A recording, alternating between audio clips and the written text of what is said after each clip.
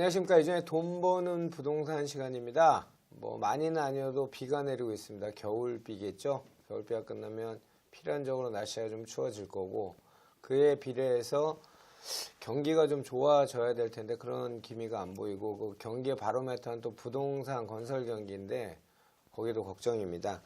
그래서 오늘은 요맘때쯤 되면 이제 우리나라에서 통계를 발표하는 기관들이 여러 군데가 있죠. 금융기관도 다 발표를 하고, 내년도 2019년도 부동산 전망을 이제 발표하는 시점입니다.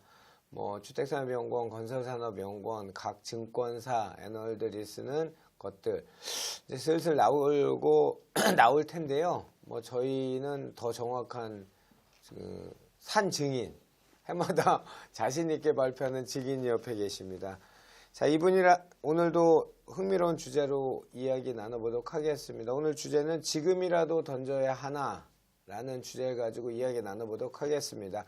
주식회사 도시아원광 곽창석 대표님입니다. 안녕하십니까? 네, 안녕하세요. 네. 곽창석입니다. 요맘때쯤 이제 12월 들면 아까 말씀드렸던 뭐 국민은행 포함해서 건사년, 주사년, 뭐 감정원, 그다음에 각 증권사, 요즘은 이제 여의도 증권사 애널들이 이 수치를 갖고 통계 등장한 지가 이제 몇 년 됐어요. 그쪽도 정확하다고 이제 얘기를 하고 있는데, 자, 오늘은 저희는 이제 조금 나중에 이제 그 예측을 할 거고, 오늘 주제는 지금이라도 던져야 하나라는 주제로 이야기 나눠볼 건데요.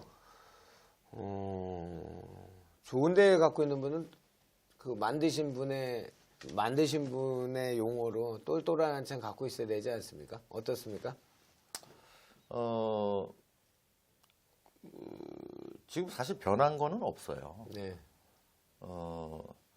올해 8, 9월에 많이 오르긴 했지만은 그때 집값이 오르는 상황하고 지금 뭐 바뀌어 있는 거는 없는 건데, 예. 요즘에 상담을 해보면은 그때 이제 8, 9월에 사셨던 분들이 예.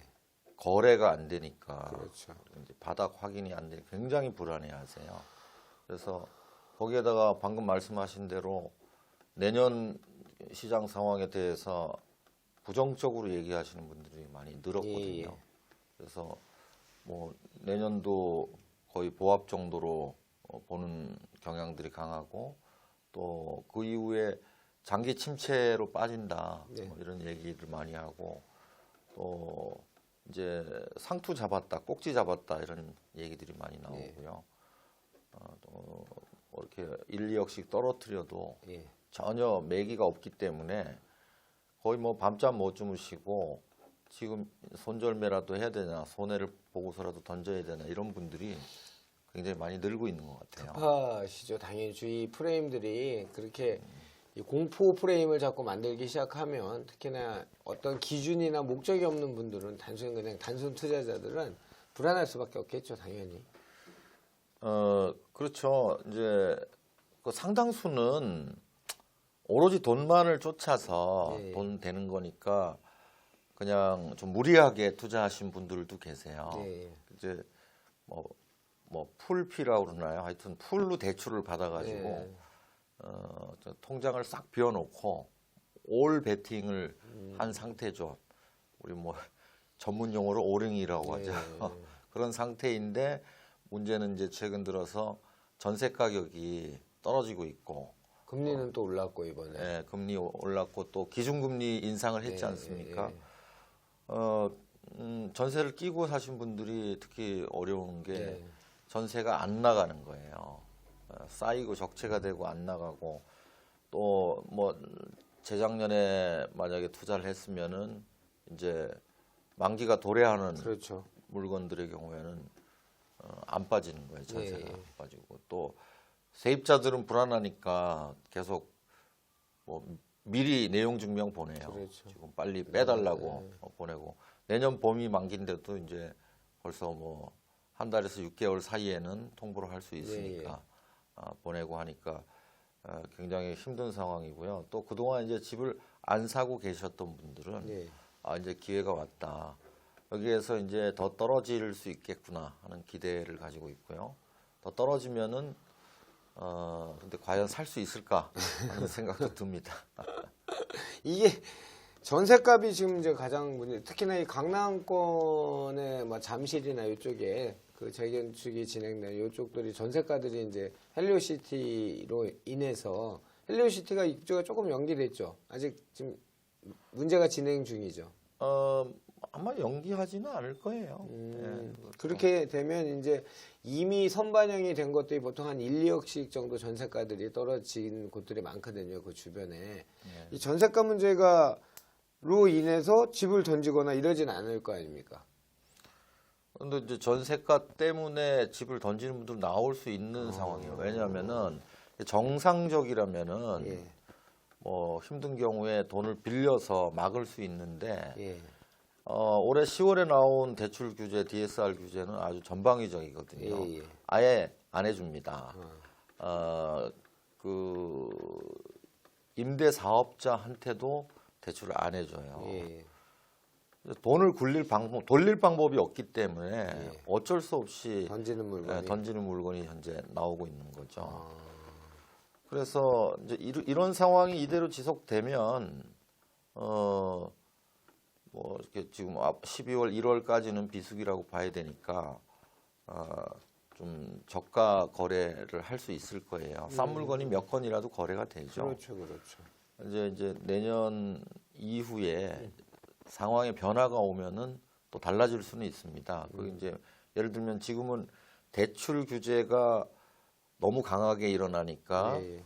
또 이주비 대출까지도 다 규제를 하니까 이주가 일어나질 않고 그러다 보니까 이제 이주 수요에 의해서 발생되던 전세난이 없어졌어요. 예. 그럼 반포나 방배동 주변도 전세난이 없어요 지금은. 그리고 대출 규제를 하니까 뭐 이주를 시켜야 되는 집주인이 자기 집을 전세로 놓는다거나 또는 다주택자들이 예. 이렇게 보면은 돈을 은행에서 못 꾸니까 이제는 이제 자기 집을 전세 놓는다거나 아니면 지금 전세 자금 대출까지도 규제를 하겠다는 얘기들이 많거든요. 예. 그런데 또 세입자들이 불안해지고 있고 이런 것 때문에 전세값이 전반적으로 떨어지고 그럼 있는데 전세값은 회복하는 시기는 언제쯤으로 예측하십니까? 이제 변수가 있어요. 그거는 예. 이제 계속 이렇게 주택담보대출을 내년에도 계속 이렇게 옥죄일 경우에는 이제 전세가 회복 시기가 좀 늦어질 수 있죠. 예. 그러니까 이제 시장을 전망하는 게 큰 의미가 없어요. 정부에서 어떻게 하느냐에 따라 달라지는 거니까. 예를 들어 내년 봄에 전세자금 대출을 묶어버리면은 예. 전세값은 또 떨어질 수뿐이 없는 거죠. 일시적으로는. 예. 전체적인 수급 상황으로서는 내년 말 정도 되면은 이제 서울 수도권은 전세가 오르는 상황이에요. 예. 이제 2016년 하반기 이후에 여러 공급 규제들의 여파가 때문에 19년 말부터는 입주량이 이제 줄게 되거든요. 그렇게 되는데 단기적으로는 수급의 영향이라기보다는 이렇게 뭐 여러 가지 규제의 영향이 더 크게 나타나는 그런데 거죠. 어쨌든 이제 뭐 그런 예측은 이제 곽 대표님이 하시고 저도 얘기를 겉여서 하고 또는 사람들이 이제 그런 내용 알고 있단 말이죠. 근데 중요한 거는 이제 그 사이에 예를 들면 아까 전세 가격이 하락이 보통 뭐 몇 천만 원이 아니고 억 단위가 넘어가고 1, 2억이 빠진다고 하면 던지는 물량이 나온다든지 또 내년 초부터 이제 종부세 관련돼서 세 규제가 이제 본격적으로 시행이 된다면 예를 들면 그 노후에 집 한 채 갖고 있는 고가주택을 갖고 있는 분들은 그 세 부담을 이기지 못해서 던지는 물량이 또 나올 수 있다고 또 보여지는데 그러니까 핵심은 전세거든요. 예. 그런데 이제 2년 전 전세와 지금 전세가를 비교하면은 뭐 요즘에 조금 지난 한 두어 달간 좀 약세를 보인다 하더라도 2년 전 전세가보다는 높은 상황이에요. 예. 그래서 이제 전세 때문에 던지는 물건이 나오기는 좀 어려워요. 조금 떨어졌지만 2년 전보다는 비싸니까 새로 갱신하는 경우에는 좀 올려받을 수 있거든요. 그렇죠. 예, 그런 상황인데 당장 이렇게 딱 맞닥뜨려서 입주하는 지역이라든가 이런데 갑자기 주택담보대출량이 DSR 때문에 줄어버렸잖아요. 이런 곳들은 이제 혼란을 겪는 거죠. 예상했던 것보다 많이 대출이 안 나오니까 어쩔 수 없이 던지는 물건들이 나올 수 있고. 그래서 어떤 면에서 크게 보면은 큰 변화가 아닌데 갑자기 발생되는 여러 가지 외부적인 환경의 변화, 규제, 금리 인상 이런 것 때문에 겁먹어서 던지는 물건 이런 것 때문에 올 겨울이 어떻게 보면은 좋은 기회일 수도 있는 매수 겁니다. 타임으로는 매수 타이밍으로 그런 볼수 있는 물건들이 것 나오게 같아요. 되면 예. 그런데 이제 이런 환경을 우리가 모르고 지나가는 거죠. 예. 지금 거의 뭐 올 하반기에 공급을 못 했잖아요. 예. 그리고 지금 입주하는 단지들도 고전하고 있고 예. 또 대출 규제 때문에 물건들도 어느 정도 나오고 있고 그러나 내년 봄이 됐을 때 제 예. 예측으로는 지금의 대출 규제가 그대로 유지되기는 힘들다고 봐요. 어느 정도는 풀릴 수밖에 없다고 보거든요. 예.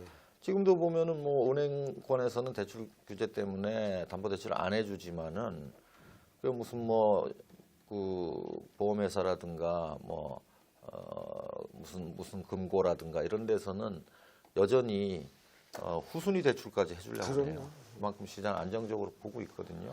그래서 지금 기회라고는 생각이 듭니다. 그러면 다시 원론적으로 가서 제목이 지금이라도 던져야 하나인데 던지지 말라는 얘기죠. 좋은 거는. 좋은 것 뿐 뭐 좋은 거 나쁜 게 아니고요. 예, 예. 지금은 일시적으로 묶여 있는 상황이고 제가 볼 때 95% 이상의 확률로는 지금 뭐 이렇게 우리나라가 갑자기 경제가 외생 변수에 의해서 확 무너지거나 하지는 않을 것 같거든요. 근데 5% 정도의 확률로는 부동산 내부 변수가 아니라 외부 변수 때문에 무너질 수도 있어요. 근데 두 가지를 다 갖고 가야 되잖아요. 그래서 지금은 막 이렇게 뭐 언론에서 떠든다고 해서 겁먹어서 던질 때는 아닌 것 같고요. 정상적이라면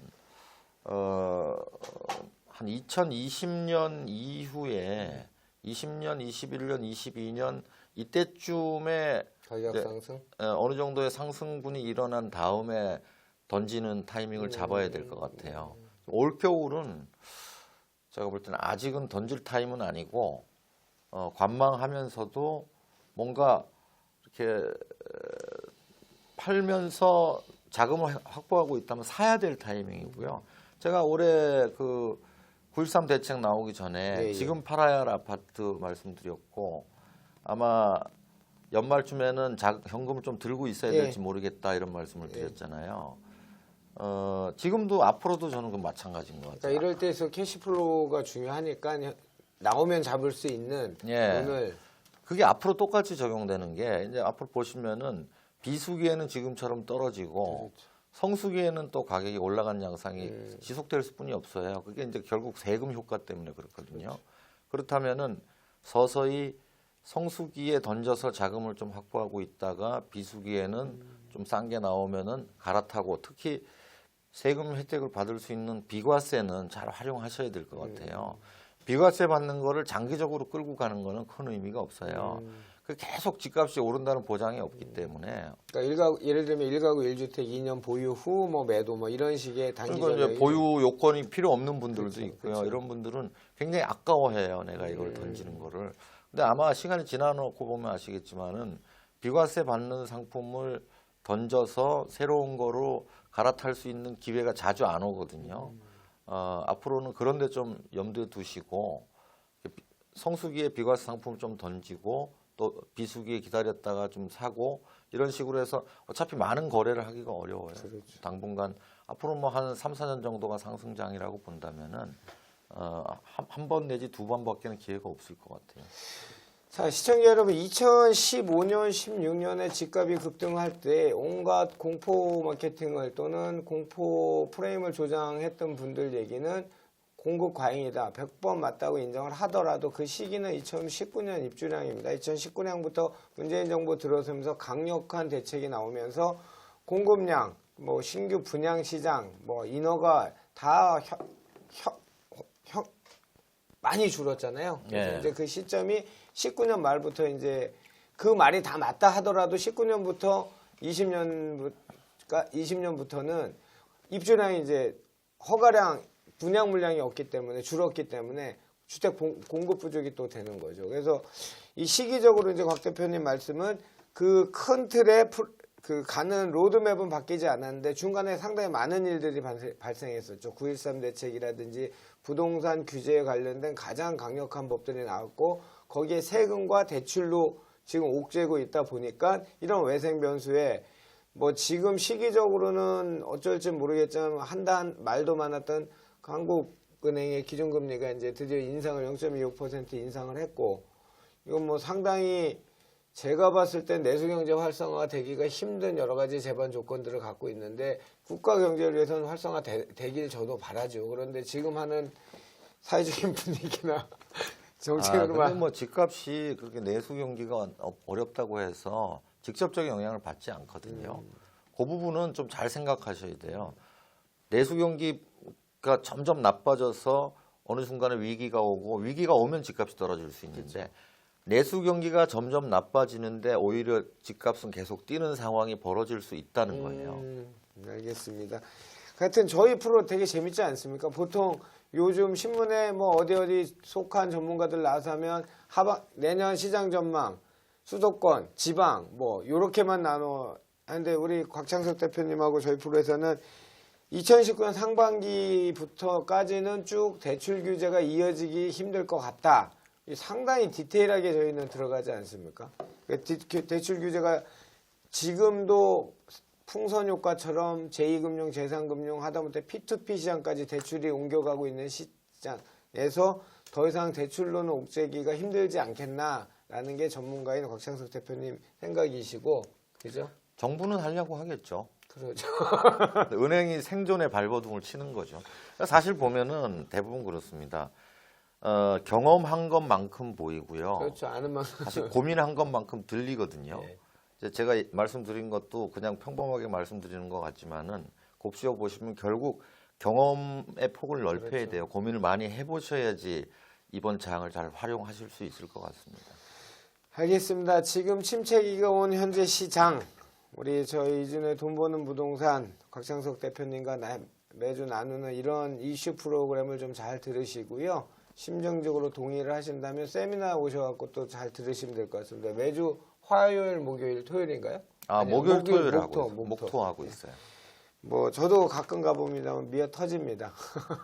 답답하다는 얘기시겠죠, 그죠? 예, 요즘에는 불안하신 분들이 많이 오세요. 세미나 많이 참석하시고요. 또 이제 돈 버는 부동산 좋아요 또는 공유 많이 눌러주시고요. 하여튼 더 좋은 내용 갖고 이제 요때부터 내년 1월까지가 제일 격변기입니다. 부동산 시장 예측, 전망, 뭐 맞았니 틀렸니 이런 얘기 많이 나올 시점이고요.